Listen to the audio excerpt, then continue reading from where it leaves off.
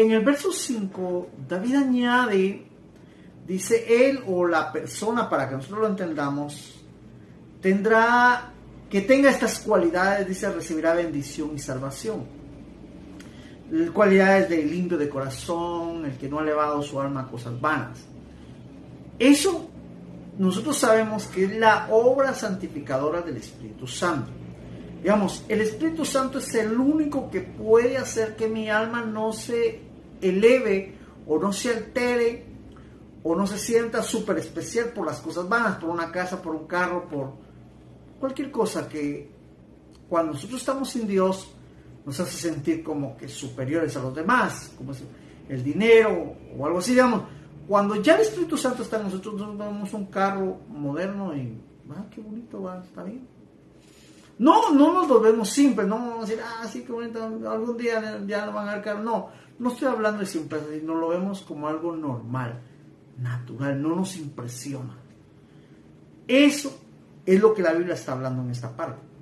Digamos, David nos está diciendo que necesitamos buscar a Dios, necesitamos llenar esos requisitos si queremos salvación y bendición. Ahora, cuando hablo de bendición, quiero dejar claro en esta parte, no sé si lo he hecho en los otros videos, pero en esta parte sí lo quiero hacer, que bendición no es directamente dinero. Yo creo que nosotros hemos relacionado mucho la bendición con el dinero. Yo les digo porque yo sí, así lo hice, digamos, yo me sentía bendecido cuando tenía dinero en la billetera. Y aunque tuviera fe, esperanza, confianza, adoración, alabanza, yo no sentía bendición. Pero la bendición realmente tenemos que entender que abarca la salvación, el gozo, la alegría, el amor a Dios.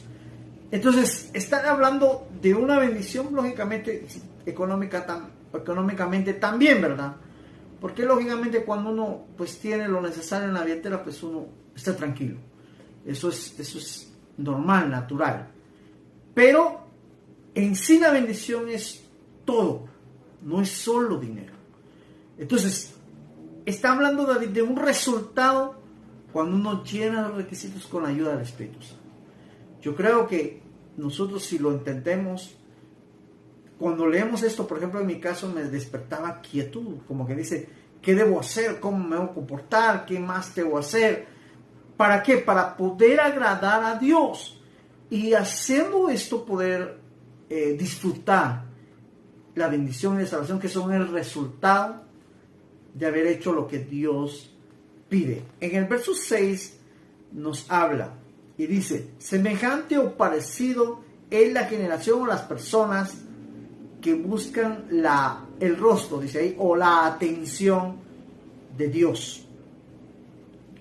Como que dice, las personas que entendemos la palabra y que entendemos que no solo es escucharla, sino llevarla a la práctica, sabemos que cuando queremos y nos interesamos en hacerlo, porque queremos el resultado, lógicamente vamos haciendo esto más bien, estamos demostrando que nos interesa, estamos buscando la atención a Dios, digamos, lo que Dios nos está diciendo sí nos interesa.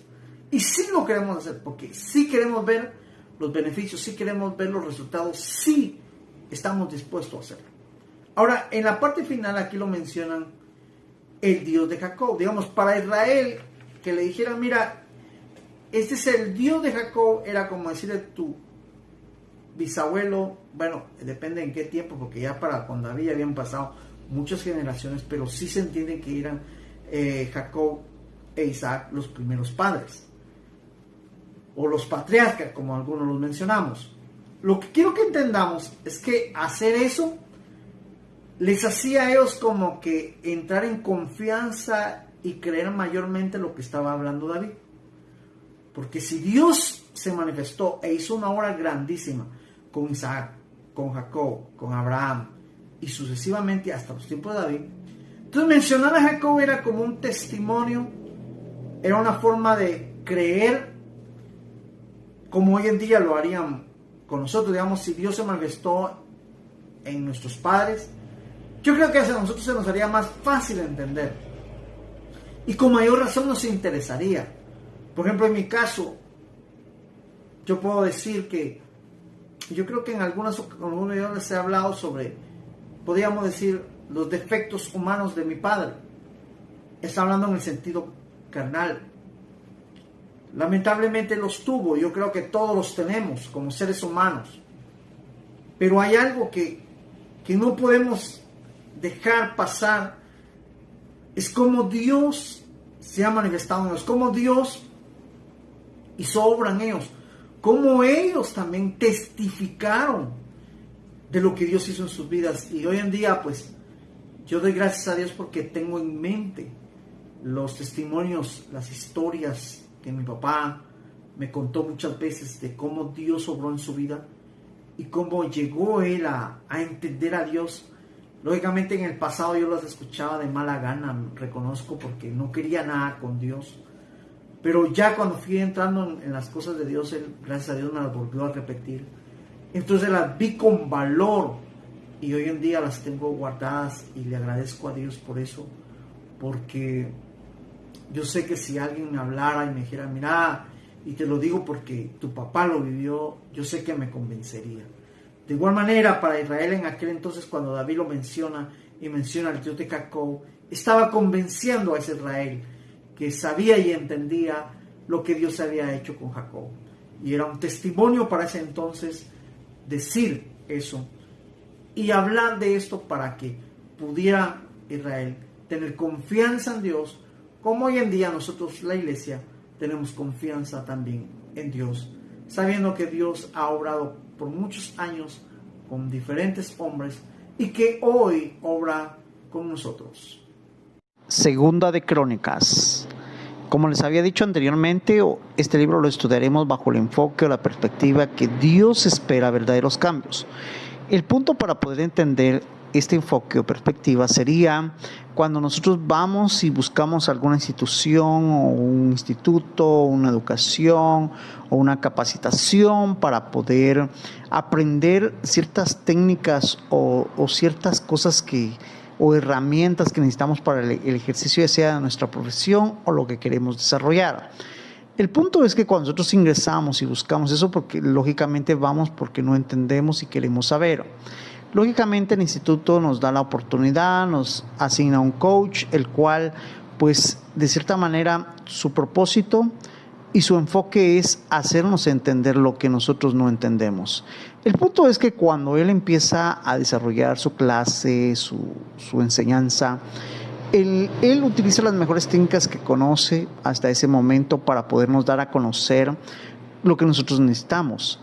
El punto de él es que cuando nos hace pruebas o exámenes, nosotros tenemos que entender que él lo hace con un solo objetivo: poder detectar en nosotros si hemos aprendido, si realmente hemos entendido lo que hemos aprendido. Así que cuando él lo hace con esa intención. Y de igual manera lo hace Dios con nosotros cuando Él espera verdaderos cambios. Digamos, Dios nos ha estado enseñando, entrenando, nos ha estado capacitando. Y realmente lo que Él está pidiendo o está haciendo en ese momento es una prueba para ver si nosotros hemos aprendido. Así es como entenderemos esto. Y creo que es la mejor manera para poderlo entender. Introducción. Segunda de Crónicas cubre el mismo periodo histórico de Primera y Segunda de Reyes, cumpliendo el mismo propósito de Primera de Crónicas, obteniendo así el mismo nombre. Aquí la introducción es resumida porque la historia continúa. El comentario que quiero agregar aquí al inicio de la introducción es sobre el enfoque, ya que la mayoría de nosotros cuando recibimos las instrucciones y casi siempre cuando nos hablan de cambio, casi siempre como que nos sentimos confrontados. Digamos, no lo recibimos de buena manera, la mayoría, inclusive he encontrado personas que actúan de una manera caprichosa, lo podríamos decir, ya que ellos dicen, bueno, si Dios realmente quiere cambiarme, yo estoy orando, le estoy pidiendo a Dios, cambia mi carácter, digamos, tienen detectado lo malo que en ellos hay, saben lo que están haciendo, pero no hay iniciativa, no hay creatividad, no hay obediencia, no hay apego a la palabra para poder vivir y reflejar esos cambios. Esdras, en esta lección que le está dando a Israel en el pasado, digamos, todos los puntos que él toca los estaba llevando a un verdadero cambio. De igual manera, nosotros cuando estudiamos Segunda de Crónicas, debemos entender que todo lo que está ahí escrito y los puntos a tocar nos están llevando a un verdadero cambio. Ahora bien, casi siempre, como les decía, lo rechazamos, pero tenemos que tener claro que Dios espera que nosotros realmente nos esforcemos, que de alguna u otra o muchas maneras nosotros empecemos a cambiar y que Él y nosotros mismos también notemos que realmente nuestro esfuerzo, lógicamente con mucho esfuerzo, con mucho tiempo, con mucho empeño, vamos a notar la diferencia en nosotros, ¿sí? Lógicamente estoy hablando de todo lo malo que hacíamos, ahora vamos a hacer lo bueno que la Biblia nos enseña que debemos hacer. Haciendo eso nos vamos a dar cuenta que Dios realmente nos está llevando a un cambio, a una vida diferente, a una verdadera vida que es la que Él espera que nosotros vivamos en esta tierra. Así que estudiaremos otros puntos y iniciamos. Autor Esdras. Tema: culto verdadero, avivamiento y reformas. El objetivo por el cual nos está dando este tema es porque las reformas implementan cambios, lógicamente para mejorar nuestras vidas. En otras palabras, si no cambias, no podrás mostrar la nueva vida en Cristo Jesús. Continuando con los puntos, ahora nos toca entender que el escritor es Esdras. En ese entonces Dios determina utilizar a este varón que lógicamente conocía muy bien el ambiente del cautiverio. Lógicamente él estuvo en el cautiverio, ahora regresa a Israel y de cierta manera el Espíritu Santo despierta en él el deseo de instruir a esta nación, a este pueblo, Israel, regresando a su patria, a su tierra, donde Dios los tenía como nación. Vuelven otra vez y él, de cierta manera, al ser despertado, les da a conocer a través, lógicamente, a través de la guianza del Espíritu Santo, lo que es el tema que nos encierra, que es culto verdadero. Toco el culto verdadero porque necesitamos entender que hoy en día hay diversidad de religiones. Todas ellas nos quieren enseñar cómo honrar a Dios. Entendamos que un culto es una honra, es un homenaje.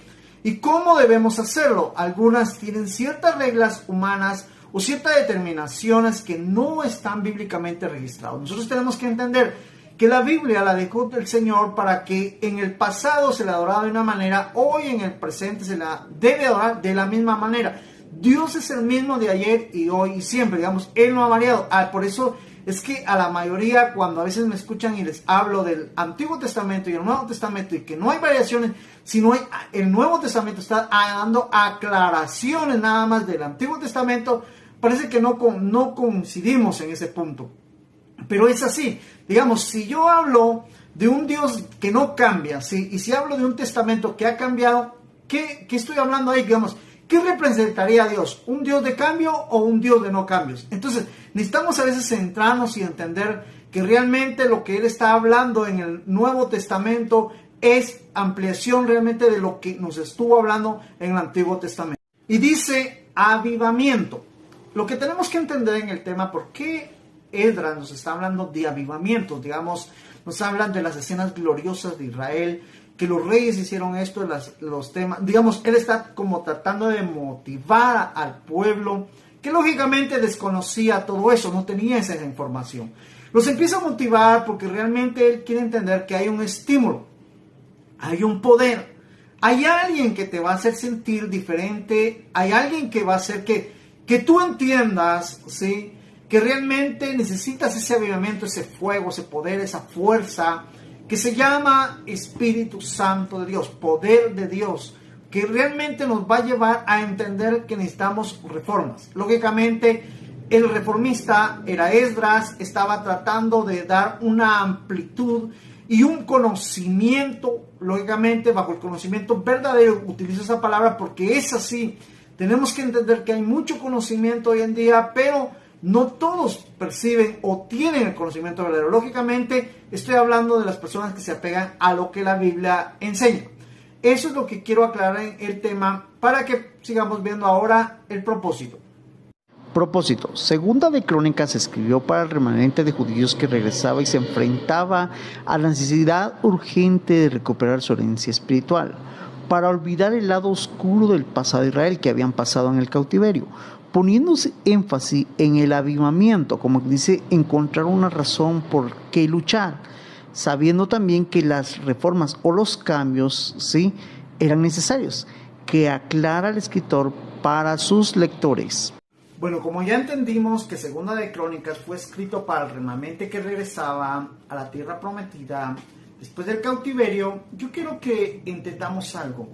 Esto es semejante hoy en día y es tan necesario para nosotros que estamos regresando del mundo. Estoy hablando como que estuvimos con Dios, es una forma de verlo, nos fuimos al mundo, hicimos lo que hicimos, lo que queríamos hacer, y de cierta manera regresamos ahora a una oportunidad con el Señor, y que de cierta manera nos sentimos así como que querernos identificar, tener una razón de vivir, un objetivo, un porqué. Y cuando entendemos que necesitamos comprender nuestra herencia espiritual, es ahí donde este libro hace o juega un papel tan necesario para que entendamos esto. Digamos, el por qué nos creó Dios, por qué quiere Dios que nos ocupemos en el culto verdadero, por qué quiere Dios que realmente hayan mejorías en nuestra vida, por qué Dios espera reformas en nosotros, por qué Dios levanta personas o pone personas en diferentes medios o muchas cosas que hoy en día se utilizan para darte a conocer que existe Dios y que Él espera cambios y que Él un día te hizo, te formó y no fue porque no tenía nada que hacer, sino tenía un porqué. Lógicamente tú eres el responsable de entenderlo. Entonces, lo que estoy tratando de hacer es que si Segunda de Crónicas jugó un papel tan esencial para el pasado de Israel, hoy en día también juega un papel tan esencial en nuestra vida, para que nosotros tengamos o podamos lograr una identidad espiritual y podamos entender y conocer lo que Dios tiene para nosotros. Te hago esta invitación realmente porque debes de entender que la Biblia en esta parte te está describiendo y te está tratando de llevar a una identidad. Y lógicamente si te interesa, si ya el Espíritu Santo está estimulando tu corazón, tu mente, tu ser, entonces esta porción o este libro de Segunda de Crónicas es tan necesario para ti. Así que estúdialo, léelo y comprende. Y lógicamente si recibes estos consejos que te estoy dando por este video, lógicamente te va a ayudar a poderlo entender de una mejor manera.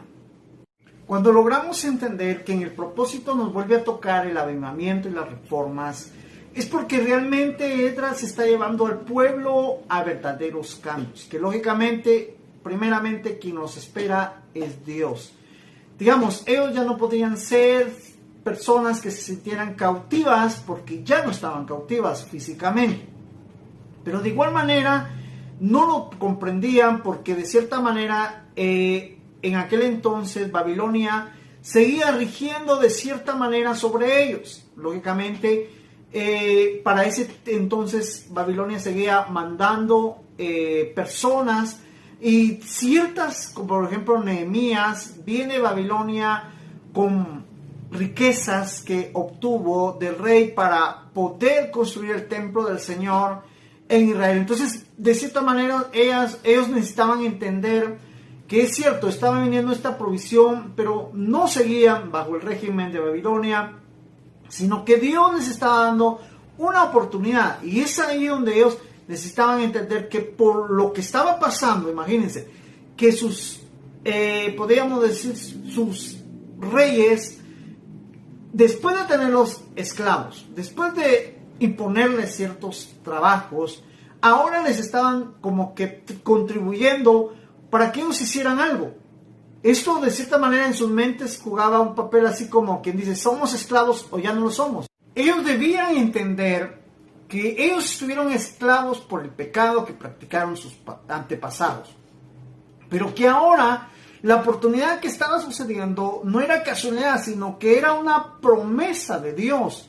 Entonces, pero ellos tenían que entender que así como ellos llegaron a esa tierra por promesa de Dios también en el pasado, De igual manera, estaban regresando por la misma promesa de Dios, pero necesitaban entender que debían de rendir. Lo que no rindieron los antepasados cuando pecaron, ellos debían de hacer lo que era avivamiento y reformas, que eran cambios verdaderos para que Dios se complaciera en ellos y se mantuviera ese estatus de libertad y de provisión como ellos estaban viviendo en el regreso a Jerusalén después del cautiverio.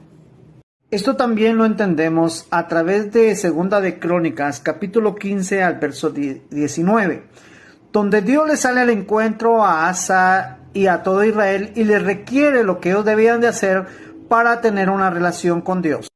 Otra forma de entender la cátedra de Esdras es a través de las citas que hace un momento mencioné. El título de lo que vamos a leer dice Reformas religiosas de Asa. Lógicamente esto sucedió o Asa lo hizo porque tuvo instrucciones. En el capítulo 15, verso 1 al 19, que fue lo que mencioné, pero no voy a leer los 19 versos, sino los versos 1 y 2, y dice: vino el Espíritu de Dios sobre Azarías, hijo de Obed. Lógicamente él era un profeta. Dice en el verso 2: y salió al encuentro de Asa y le dijo: oídme Asa y toda Judá y Benjamín, Jehová estará con vosotros si vosotros estuvieras con él, y si le buscares seréis hallados de vosotros, mas si le dejares, él también os dejará. El punto que quiero tocar es lo que la mayoría en algún momento malentendemos o no entendemos o no lo tenemos claro. Es si Dios nos deja. Te quiero decir que Dios sí te va a dejar hacer tus caprichos. Pero la forma en que Él no te deja es predicar, enseñar, hacerte llamados a través de sueños, visiones, a través de profecías. Digamos, Él va a usar todos los métodos para hacerte entrar en razón. Pero si en algún momento actúas caprichosamente y sigues haciendo lo que tú quieres hacer, lógicamente Dios también te va a dejar. Ahora, ¿cómo lo entendemos? Cuando estudiamos o leemos la lección del hijo pródigo, nos damos cuenta que dice que él, lo voy a resumir, pidió su herencia, pero al terminarse todo lo que él tenía, dice la Biblia que tuvo hambre y llegó a comer comida con la comida que los cerdos que él cuidaba se alimentaban. Él tuvo que hacer eso porque ya no tenía más. De igual manera, cuando tú te comportas de manera caprichosa, llegarás a vivir escenas tan horribles que lógicamente Dios no quería que las viviera, nadie más quería que vieran, sino la decisión fue tuya. Y las estás viviendo porque tú decidiste un día. Quiero que entendamos eso. Dios siempre nos va a dejar hacer nuestros caprichos, pero siempre nos va a estar llamando. A igual manera, cuando el hijo pródigo regresó, no le negó nada. Eso es lo que Dios espera que tú tengas. Y eso era lo que también estaba pasando al pueblo de Israel, porque fueron llevados al cautiverio y tuvieron escenas muy difíciles que ellos vivieron. Pero al regresar, Esdras los está instruyendo para que aprovechen esto que realmente Dios quiere que entiendan. Por eso usa el ejemplo de Asa, y Asa tuvo reformas religiosas. ¿Por qué? Porque entendió que si él dejaba a Dios, Dios también lo dejaría a él. Esto también lo entendemos a través de Segunda de Crónicas, capítulo 34, verso 3 al 7, donde nos relata lo que hizo el rey Josías al poner al descubierto cómo alcanzar el verdadero culto con Dios. ¿Cómo podemos entender el culto verdadero? A través de lo que el ejemplo que utiliza Esdras, lógicamente está en el capítulo 34, verso 3 en adelante hasta el 7, pero voy a leer solo el verso 3. Dice: a los 8 años de su reinado, siendo aún muchacho, comenzó a buscar al Dios de David, su padre, y a los 12 años comenzó a limpiar Judá y Jerusalén de los lugares altos, de imágenes de acera, esculturas e imágenes fundidas. Digamos, como Esdras quiere que el pueblo entienda, lógicamente ellos fueron creados o nacieron en el cautiverio, Y ellos, lógicamente, vieron el politeísmo, que significa adoración a diferentes dioses. Entonces, Esdras viene estudiando, lógicamente, esta parte está en Primera o Segunda Reyes, ahorita no me recuerdo exactamente. Pero Esdras viene y dice, ¿sabe? Esto lo vivió Israel en el pasado. Y por no obedecer, por seguir con las esculturas, por seguir en la idolatría, eso no es culto verdadero, cayeron en cautiverio, se fueron al cautiverio para pagar sus pecados. Eso fue la condenación, o podríamos ser el castigo que Dios les dio. Pero ahora ustedes que también vienen formados del politeísmo, como que dice, vienen de todo eso que vivieron allá en Babilonia, ahora tienen que entender, no imagen, no idolatría, no esto, y empieza a ponerles un montón de no. ¿Para qué? Para que ellos entendieran que el verdadero culto no era a través de imágenes, no era a través de idolatría. Ahora, tomo todo esto porque Él espera verdaderos cambios. Digamos, dentro de una religión, que hoy en día hay muchas, nos hablan que nosotros vamos a cambiar y todo eso, pero hay cosas que se toleran, que la Biblia repudia, que Dios repudia. Y lógicamente necesitamos entender todo esto para que nosotros nos demos cuenta de qué es lo que realmente estamos viviendo, porque algunos estamos en unas religiones y no estamos contentos con ellas. Te cuento, Dios no está basado en una religión, Dios está basado en una relación. Y si tú realmente quieres tener una relación con Dios, ve y pregúntale, órale. Créeme, eso es algo que yo siempre le hice y yo creo que lo he comentado. Durante 6 meses le decía, Señor, ya no quiero pecar, y perdón que lo vuelva a comentar, pero necesito que te reveles a mí y yo entienda tu verdadera identidad, tu verdadero objetivo por el cual yo estoy, y gracias a Dios aquí estoy. Quiero que entiendas que Dios lo puede hacer contigo.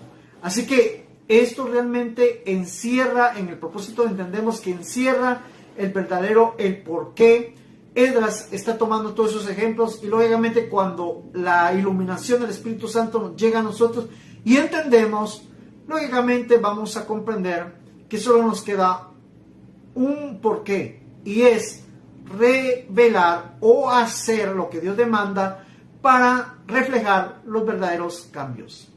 Dice, y la recuperación de la fe para los exiliados abatidos que buscaban un futuro y una esperanza redentora en la tierra prometida, en la cual estaban regresando.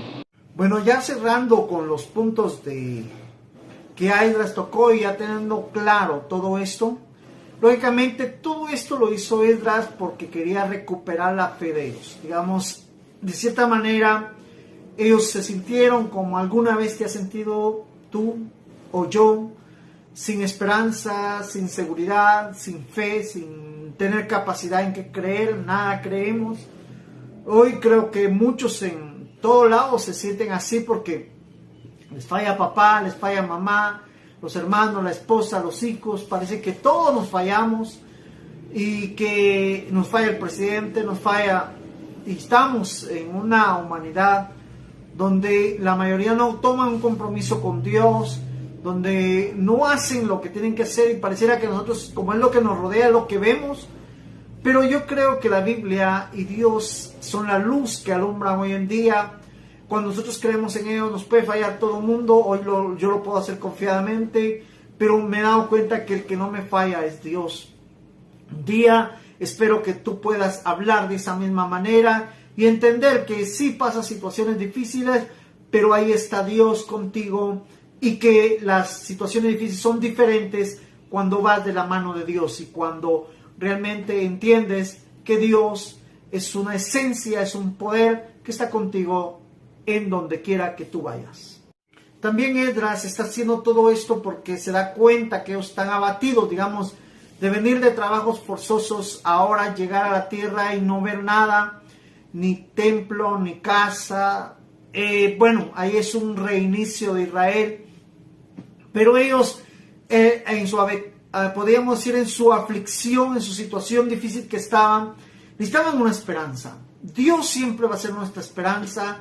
Si tú, por tus caprichos o tus situaciones difíciles o falta de entendimiento de Dios o falta de instrucción o rechazaste la instrucción, estás mal, lo único que te queda es detenerte y reiniciar. Te lo comento porque a mí me ha pasado lo mismo. Hoy en día, tal vez yo te hablo de esta manera fácil, algunos me dicen, Vine, pero ahora usted habla porque está bien. Es cierto. Pero un día también estuve mal. Y tuve que sentarme y decir, ¿quiero seguir así? ¿Quiero estar como estoy? No, no quiero estar así.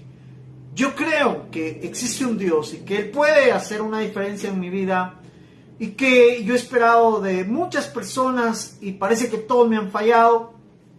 Y de cierta manera, en ese entonces me llegué a sentir solo, pero cuando empecé a recibir las promesas de Dios, lógicamente, te digo, pasaron más o menos